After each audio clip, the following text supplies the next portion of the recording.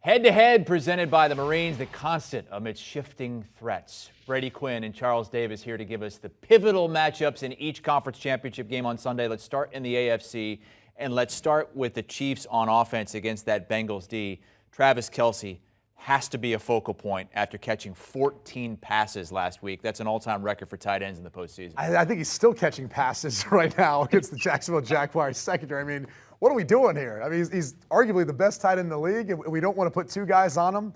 Clearly, one's not enough. So, to me, that's going to be one of the biggest keys for the Cincinnati Bengals, who, look, they've had a ton of success versus the Chiefs with Joe Burrow as their quarterback, but that doesn't mean that playing an Arrowhead is any easier just because the history means they can roll the ball out there and win this game. They've got to stop Travis Kelce. Situationally, third down, red zone, he's the guy they like to lean on, and even throughout the course of the game, he's that best friend of any quarterback, that safety valve. Patrick Mahomes trusts him.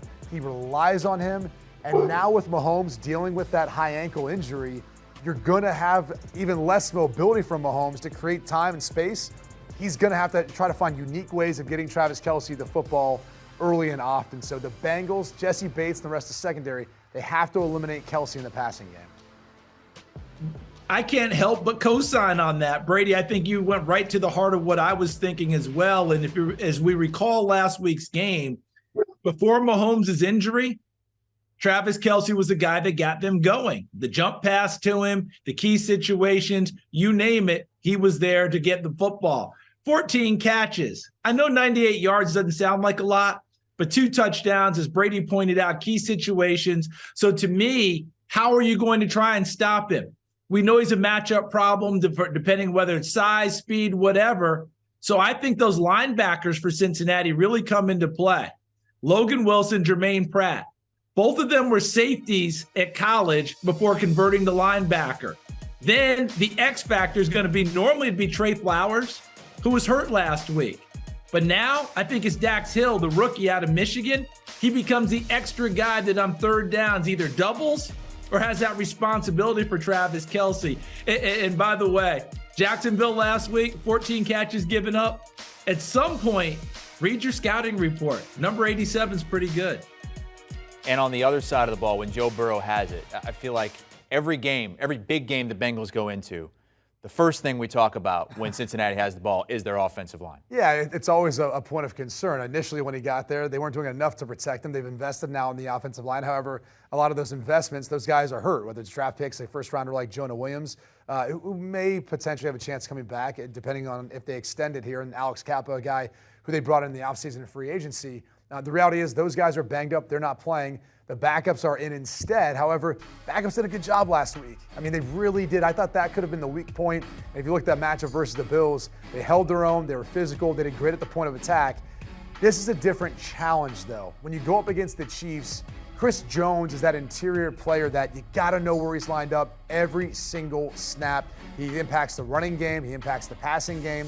And I think the challenge, too, is he's playing as the best defensive tackle in the league. Now that Aaron Donald missed this season, I think Chris Jones is wearing that crown. But it's the way they can move him around and the way in their stunts in the games where he might start inside, but he might end up outside on one of the tackles in one-on-one in pass protection. And that's where Chris Jones really excels. He is so good at getting upfield, using his hands and finding ways of pushing the pocket and getting to the quarterback. So, CD, I don't know how you feel about this one, but a lot of attention once again is going to be going to the offensive line of the Bengals. But I'm concerned for Joe Burrow with Chris Jones, and not to mention a guy like Frank Clark, who's also off the edge, who can create some big plays defensively for the Chiefs.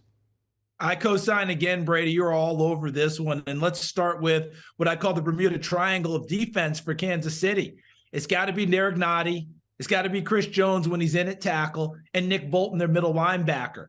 If they're able to handle business against Cincinnati in their run game, then Kansas City's got a chance, because I don't know about you, Brady, but this Kansas City defense I like a lot when they have a lead. They remind me a lot of Peyton Manning's Indianapolis Colts teams with Freeney and Mathis playing with a 14-point lead. They were deadly. Now you get Frank Clark involved. Now you get the rookie George Karlaftis from Purdue involved. Now you're getting, Chris Jones moving out to the edge, as you pointed out, and coming at the quarterback. And by the way, Chris Jones still searching for his first postseason sack.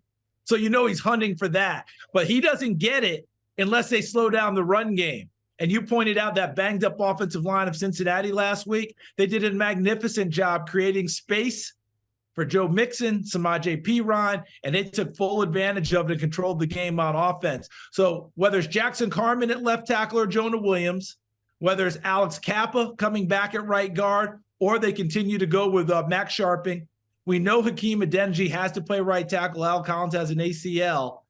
They have a lot of confidence right now, Cincinnati does, that they can move people on the offensive line. And if they run it well effectively early, that's where Kansas City's challenge is going to be, because they're better when they're able to rush the quarterback, not defend the run. Bengals, as much maligned as that offensive line is, as injured as they are, they only allowed 1 sack last week. They only allowed 1 sack in last year's AFC Championship game win in Kansas City against the Chiefs. That's on CBS, 6:30 Eastern time. The early game on Sunday is the 49ers at the Eagles. We're talking pivotal matchups here with Brady, Quinn, and Charles Davis. With the Eagles on offense, always have to be concerned where Nick Bosa is going to line up, and it's not always going to be him against Lane Johnson, is it? No, it won't. I think the way they move him around, the way they try to use stunts in different games to get him on interior offensive linemen too, clearly they're going to try to see that. I wouldn't be shocked if they didn't try to test out Lane Johnson, who's playing a little banged up right now. Played great last week versus the Giants, but again, different challenge when you're talking about Nick Bosa, who in my opinion should be the defensive player of the year. He's just got a different motor. Bottom line, he deserves the attention. I think if you leave him one-on-one, whether it's against Jordan Mailata or Lane Johnson, I think he's going to win more often than not that matchup. So it's going to be for Nick Sirianni, Shane Steichen, their offensive coordinator, to come up with a game plan to neutralize him with the different ways they go about chipping him, the different ways they go about it, providing help with the offensive line, and also getting the ball out of Jalen Hurts' hands quick. And the other thing you could sometimes do, this is going to sound crazy, and CD, I don't know if you want to co-sign to this one, but sometimes you don't block him in the run game, right? You make him the read and force him to pick the running back or the quarterback in some of those design zone reads. I know it sounds a little bit nuts to not block the best defensive player really on the field for both teams, but a lot of times if you can't win that matchup, you don't try to. And so you make him part of those reads in RPOs and some of that zone read games to kind of frustrate, I think, Nick Bosa and not allow him to impact the game quite as much. That's huge, what's going on the inside. And also on the outside, the Eagles went out and got A.J. Brown. He's been such a huge factor for them this season. They really didn't need him in that Giants game. But I know, CD, that's what you're looking at as far as a pivotal matchup on that side of the ball this week. I certainly am, Chris. And before I get into that, Brady, you're not nuts, because if you don't block that defensive end and make him wrong all the time in the run game, it gets frustrating. Because at a certain point, it's almost like the old school guys that go, stand up and fight me. All right. Don't do all this other stuff. Don't do this newfangled stuff. That's what they're looking for. And I think you're right about that. Occasionally you don't block him, but you make him wrong, because whichever way he guesses, you go the other way. Now he has no impact. Coming back to your question, Chris, the reason I'm focusing on A.J. Brown and it's him versus Travarius Ward, who they brought in from Kansas City to be their CB1, it's because A.J. Brown was frustrated last week. Despite the fact that they won big, he's not getting the football. We just saw Stephon Diggs screaming at his quarterback up in Buffalo, even though he's the most targeted receiver in the league, for not getting it enough in the playoff game. Brady can talk about this way better than I can, about being a quarterback and trying to make sure everyone's happy, because my recollection is I haven't met a receiver yet that's not open every play. So when A.J. Brown's not involved early, that could be an issue for them. Can they get the ball to A.J. Brown early, keep him satisfied, keep him happy, because he blocks real well in the perimeter in the run game, and he can create those big plays for you later. But San Francisco brought in Travarius Ward to be their CB1, and he's not as big and strong as A.J. Brown, but he has the speed and the dexterity to hang with him. That could be a fun matchup out on the perimeter. To CD's point, one of the things that you're asked to be as a quarterback, you're a leader, you're got to be tough, you got to have grit, you got to be able to obviously distribute the football and play that portion of the game. You also have to be able to manage people and personalities. And that's one of the biggest keys, because sometimes there's game plans where they're going to try to eliminate or take away your best player, and someone else is going to have a bigger game, or someone else is going to be more involved. It's one of the toughest things to do. Is the coaching staff will try to do it, but that player wants to hear it from you as the quarterback. And so sometimes that can play into the emotions of the game between a quarterback wide receiver. We saw that last week with the Buffalo Bills, Josh Allen and Stephon Diggs, and his frustration. To CD's point, I do think you want to see, if you're the Eagles fans, A.J. Brown early and often, and if not, hopefully Jalen Hurts can keep his head in the game for potentially a critical play in the second half. And on the other side, Charles, you got Brock Purdy playing in it's like a movie script. It's almost like the Kurt Warner thing. It's just crazy out of nowhere. He's got all these weapons that he wants to feed. How are you feeling about him, and what's the matchup you're looking for with Brock Purdy in this game? And Kurt would be very quick to remind us, Brock Purdy got drafted, I didn't, so my story's still bigger, okay? Brock Purdy went to a Power 5 school. I went to Northern Iowa because Iowa wouldn't give me a scholarship. Kurt would make sure we understood that, so we got that part down. But to your point, to me, this is Brock Purdy and his poise. If they get in a situation where San Francisco isn't making the headway running the football as they normally do, and the ball's in Brock Purdy's hands more on 2nd and long, 3rd and long, he has to make plays. Now, we saw him make some plays down the stretch against Dallas, so we know he's capable. But what Philadelphia wants to do is make him have to do it time and time again. Remember, 4 guys on that defensive front for Philadelphia, double-digit sacks. The 5th guy had 7 or 8 in Fletcher Cox. They were upset they didn't break the Bears' single-season sack record. They fell short at 70, the number 72. They got 5 against the Giants. But in order to do that, they've got to stop Christian McCaffrey, Elijah Mitchell, Kyle Juszczyk leading them in the run game. And if they're able to do that and put the ball in Purdy's hands, all that poise we've seen from this young quarterback, Brady, is going to be tested in the biggest crucible he's dealt with so far, and that's an NFC Championship game.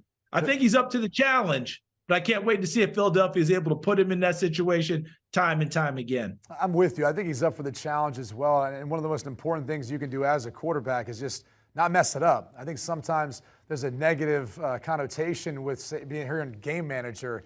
A lot of times I can win you a lot of football games, especially if you're the quarterback of this San Francisco 49ers offense, given all the talent that they have. So to me, it's not so much about Brock Purdy necessarily. It can be, like CD pointed out, if they stop the run game. That's why I think the onus is on the Philadelphia Eagles, who went out before the trade deadline. They got Linval Joseph. They got Ndamukong Suh. They got these older veteran pieces who had been there before to try to help improve their rush defense. They did to a degree, and that's the challenge, is can you stop Kyle Shanahan's scheme? Can you stop Christian McCaffrey, who the 49ers went out and got before the trade deadline, to be able to improve their ability to use him as a chess piece, both in the pass game, but also the running game?